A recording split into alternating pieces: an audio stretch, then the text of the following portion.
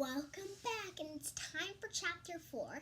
And actually, I was just brainstorming that maybe we could read the whole book today. I mean, it wouldn't hurt because my mom said that I have to finish it by this week, and she was suggesting that I could read 2 chapters a day. Like, seriously, I could just finish the whole book in a day. Like, my mom said, like, if I went up to her and said, "Mom, I finished the book," she would be like, "What? Are you serious? But I thought that you were going to read 2 chapters a day." If I read 2 chapters a day, I would read 2 chapters today, 2 chapters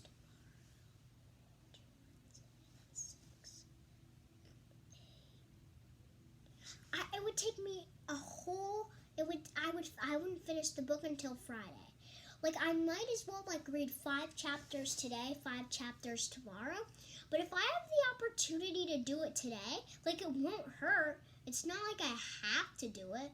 But, it wouldn't hurt. Then that means that I could just get started on the book report earlier. I could start the book report tomorrow, even if I wanted to. It would save a lot of time. Maybe that's something that I should think about. Or how about this? How about I'll probably be done at 7 o'clock, and I'll tune back in at 7:30. Yeah, that would work out because it's a 30-minute break. Yeah, that would work out. That's pretty good. Or I could just do it all at once. It doesn't really matter. I mean, I'm thinking too hard. As long as I finish it by Wednesday, I'm probably going to be good. But I just don't want to read 2 chapters a day. I mean, that's not going to happen because we already read 3 chapters. All right, well, let's not waste any more time. Let's start off with chapter 4. All right, let's see what's going to happen and what else Mr. Cooper's class can brainstorm to spend the money on.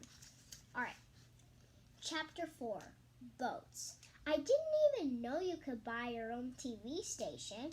But I guess with $1 million, you can buy just about anything.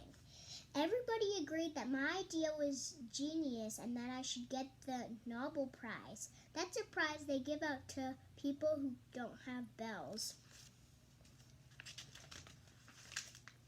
Well, almost everybody agreed. Annoying Andrea had on her mean face. She was mad because I came up with the great idea and she didn't. Mr. Cooper wrote down my idea and sent it to the office. At the end of the day, just before dismissal, Mr. Klutz made an announcement over the loudspeaker. Well, we had a lot of great suggestions for what we should do with $1 million, he said, but I could only pick one. So here is my decision. We're going to start our own elementary school TV station. The winner is Mr. Cooper's class. Everybody started yelling and screaming and shrieking and hooting and hollering and generally freaking out. Outside school the next morning, we were all excited. Some men wearing overalls were carrying giant cameras, computers, lights, and TVs into the school.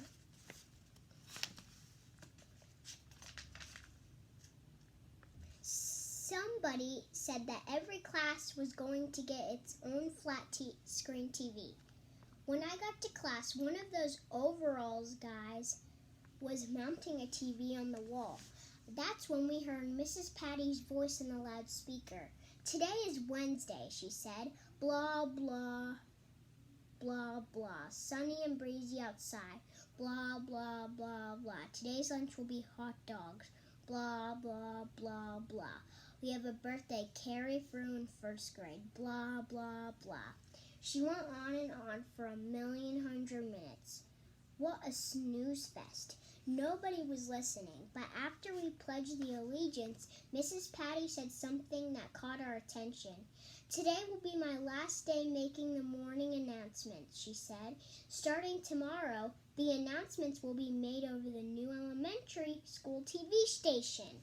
"Yay!" we all shouted. "Okay," said Mr. Cooper. "Turn to page 23 in your math." He didn't get the chance to finish his sentence because you'll never believe who ran through the door at that moment. Nobody. You can't run through a door. Doors are made of wood, but you'll never believe who ran through the doorway.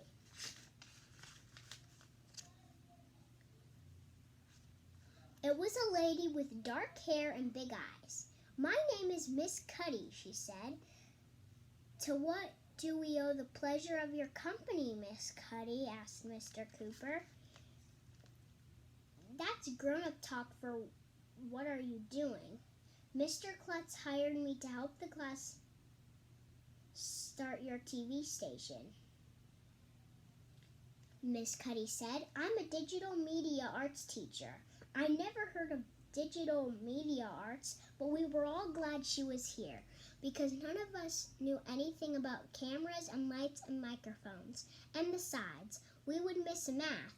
"This TV station is going to be awesome," said Miss Cuddy. "Every class in the school will be able to watch the morning announcements, and people all over town will be able to tune in too. So your parents will see you on TV." "Cool," we all said.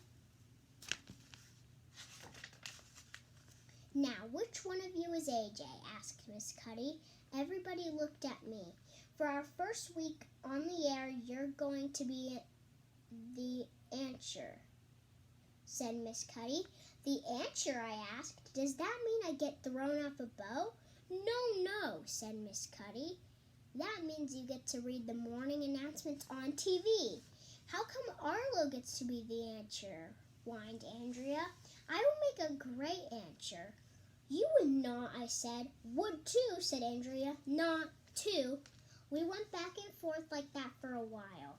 "The TV station was Andrea's idea," said Mr. Cooper. "That's why he gets to be the answer." I stuck my tongue out at Andrea. "Na, na, na. Boo-boo on her. I'm going to be the best answer in the history of answers," I announced.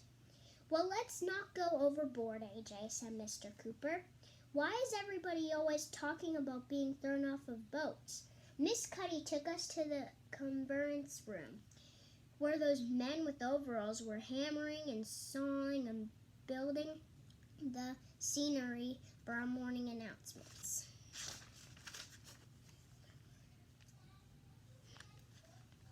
There was a flat screen TV on the wall. The conference room was starting to look like a real TV studio. Miss Cuddy told us that somebody would have to operate the camera. Michael volunteered. Alexa asked if she could be the director. Andrea said that she would write the scripts. The person in charge of the lights is called the gaffer, and Ryan got that job. Nels said he would handle the microphones, props, and other stuff. Emily said she would take care of makeup. Miss Cuddy showed us how to work all the equipment. "Tomorrow morning," she said, "we're going to make history." Alright, well, that was chapter 4, and I was kind of thinking away in my head while we were reading that chapter, and I realized, why do we really need to finish the book?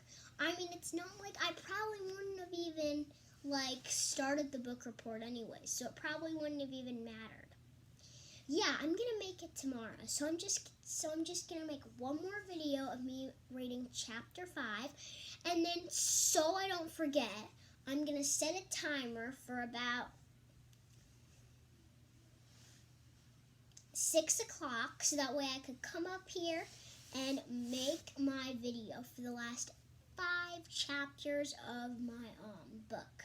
So that way we'll finish it in 2 days, like my mom said, 5 days. Oh my gosh.